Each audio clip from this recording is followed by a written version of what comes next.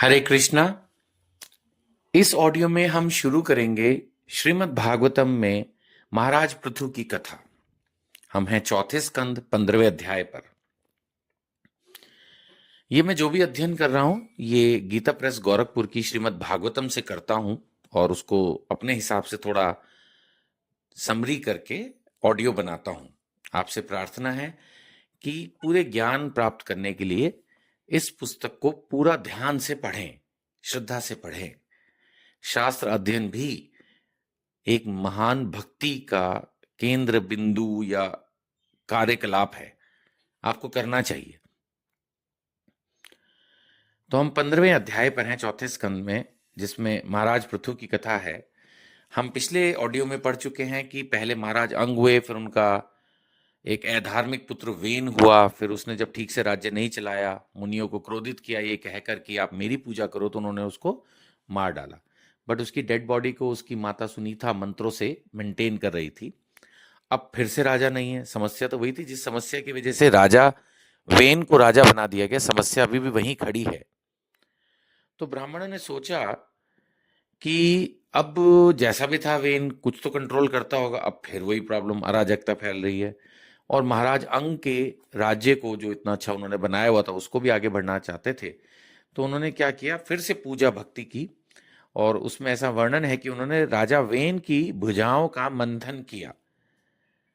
जब वो मंत्रों से एक महान पावरफुल राजा को मार सकते हैं, महान तो नहीं थे लेकिन पावरफुल तो थे ना राजा वेन, तो वो और भी बहुत कुछ कर सकते थे उस समय।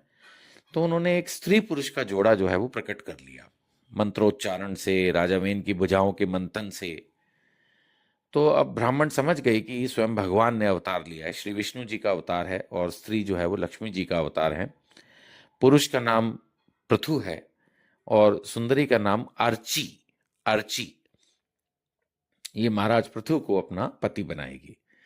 फिर स्वयं ब्रह्मा जी आए, उन्होंने स्तुति की और जो उनके दाएं हाथ में पृथु महाराज के जो है जो चक्र का चिन्ह था, तो इससे सब जान गए कि वे विष्णु जी का अवतार हैं और उनका राज्य अभिषेक किया गया। उनको अनेक प्रकार की भेंट दी गई। इस तरह की बातें पढ़ने पर भी बहुत अच्छा लगता है। मैं डिटेल में तो नहीं जा रहा, ब्रीफ में पढ़ रहा हूं, लेकिन फिर भी बहुत अच्छा आपको लगेगा कि किसने क्या भेंट दी, गिफ्ट क्या किया उन्होंने। तो कुबेर जो थे उन्होंने राजा पृथु को सोने का सिंहासन गिफ्ट किया और वरुण जो थे उन्होंने चंद्रमा के समान श्वेत और प्रकाश में छत्र, छत्र होता है ना जो वो क्या कहेंगे आपका, जिस पे ये लोग लड़ाई करते हैं चढ़ के, तो उसके ऊपर एक छत्र लगता है ना। सो उसको उन्होंने उसको भेंट किया। तो वायु ने उनको चंवर दिए, धर्म ने उनको दी कीर्तिमयी माला, इंद्र ने मनोहर मुकुट दिया, यम ने दमन करने वाला दंड, ब्रह्मा जी ने वेदमय कवच, सरस्वती जी ने सुंदर हार, विष्णु भगवान ने सुदर्शन चक्र, लक्ष्मी जी ने अविचल संपत्ति। अब संपत्ति तो विचलित होती ही रहती है, इधर उधर भाग जाती है, लेकिन अविचल संपत्ति दी लक्ष्मी जी ने। रुद्र ने तलवार, अंबिका जी ने ढाल, चंद्रमा ने अश्व, विश्वकर्मा ने सुंदर रथ। वो हम पहले पढ़ चुके हैं कि छत्र जो है वो वरुण ने दिया था, चंद्रमा के समान श्वेत और प्रकाश में छत्र, और अभी विश्वकर्मा ने सुंदर रथ दिया है। अग्नि ने दिया गौ के सिंगों का बना धनुष, सूर्य ने दिए तेजोमय बाण, पृथ्वी ने अभिष्ट स्थान पर पहुंचा देने वाली योगमयी पादुकाएं, जहां चाहो वहां पहुंच जाओ। तो वे तो वैसे स्वयं भगवान का अवतार हैं, लेकिन अब ऐसा होता ही है। अब किसी अमीर आदमी की शादी होगी, बर्थडे होगा, तो सब लोग उसको गिफ्ट देंगे। ऐसा नहीं है कि वो चीजें उसके पास नहीं है या वो खुद नहीं ले सकता, लेकिन फिर भी देते हैं। तो यही गिफ्ट का सिस्टम है। तो ये तो स्वयं विष्णु के अवतार हैं, तो ये सब चीजें खुद भी जनरेट कर सकते हैं, लेकिन फिर भी सब लोग दे रहे हैं। तो शास्त्रों में हमें ये भी पढ़ के पता चलता है कि अगर किसी के यहाँ जाएं, विवाह में जाएं या इस तरह के जैसे राज्याभिषेक में जाएं या किसी भी चीज में जाएं तो कुछ गिफ्ट भी करें, चाहे उसके पास वो चीज है।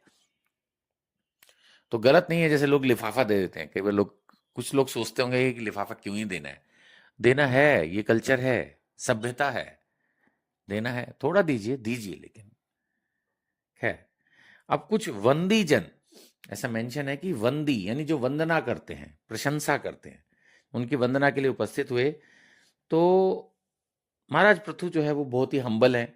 उन्होंने कहा भाई मेरी क्यों वंदना कर रहे हो, अभी तो मैंने कोई गुण भी प्रकट नहीं किया, अभी तो वो लाइक प्रकट हुए हैं अग्नि से, और अभी तो उन्होंने अपना कह रहे मैंने तो अभी कुछ किया ही नहीं, तुम मेरी किन गुणों पर मेरी स्तुति करोगे। फिर वो कह रहे हैं देखो शिष्ट पुरुष पवित्र कीर्ति श्री हरि के गुण अनुवाद के रहते हुए तुच्छ मनुष्य की स्तुति नहीं किया करते।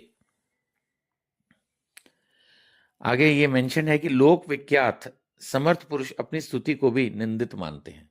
अब यहां हम थोड़ा सा चर्चा करेंगे, एक पॉइंट हमें मिला है कि जैसे अगर कोई हमारी प्रशंसा करता है तो हम बड़ी जल्दी खुश हो जाते हैं, और हम चाहते भी हैं कि हम कहीं जाएं तो लोग हमारी प्रशंसा करें, चाहे हमारे में प्रशंसनीय कुछ भी ना हो, ना हमारे कर्म हो, ना हमारे विचार हो, ना गुण हो, ना रूप हो, ना मन हो, ना वाक्य हो, ना पहनावा हो, ना व्यापार हो, कुछ भी ना हो हमारे अंदर, फिर भी हम चाहते हैं कि लोग हमारी प्रशंसा करें। और कई बार थोड़ा बहुत कुछ हो भी और कोई प्रशंसा करे तो हम बड़े गर्वित हो जाते हैं, बट शास्त्र संगत ये सही तरीका नहीं है। हमें कहीं पर भी जाकर अपनी प्रशंसा सुनने की अभिलाषा नहीं होनी चाहिए। अगर कोई हमारी प्रशंसा कर भी रहा है तो उस प्रशंसा को कभी भी सच नहीं मानना चाहिए। हमेशा यही सोचना चाहिए, अगर आप एक भक्त हैं तो नेचुरली श्रीमद् भागवतम पढ़ रहे हैं, सुन रहे हैं, तो मैं ये मान के चल रहा हूं कि भक्तों की ही चर्चा हो रही है, भक्तों का कैसे व्यवहार हो वही हमारा सब्जेक्ट है।